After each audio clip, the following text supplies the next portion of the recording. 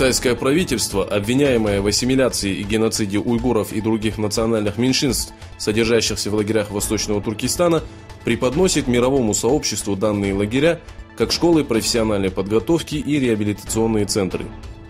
Пресс-секретарь Министерства иностранных дел Китая Гэн Шуан заявил, что официальный Пекин, пригласив делегации некоторых стран посетить Восточный Туркестан, показал свою открытость и ознакомил гостей с будущими проектами. Гэн Шуан строго осудил позицию США и подчеркнул, что все обвинения в адрес Китая не обоснованы. В свою очередь, один из высокопоставленных чиновников США в интервью информационному агентству Reuters заявил, что визиты в Восточный Туркестан заранее спланированы китайскими властями для введения в заблуждение и сокрытия реальных проблем. Активисты из Восточного Туркестана и Тибета вышли с протестом против прибывшего во Францию главы Китайской Народной Республики Си Цзиньпиня.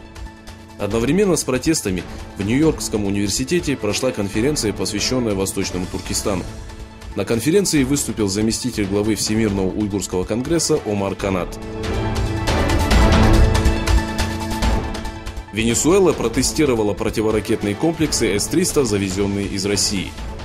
Израильская оборонная компания Emerset International сообщила, что противоракетные комплексы установлены на территории авиационной базы Капитан Мануэль Рио, находящейся на юге Каракаса.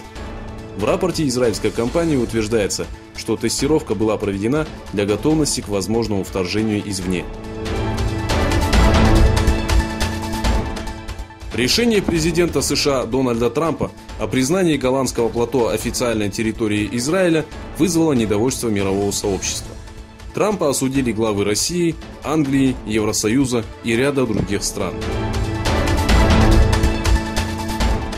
Премьер-министр Греции Чипрос заявил, что истребители военно-воздушных сил Турции пытались сбить вертолет, на борту которого находился он сам и высокопоставленные лица правительства.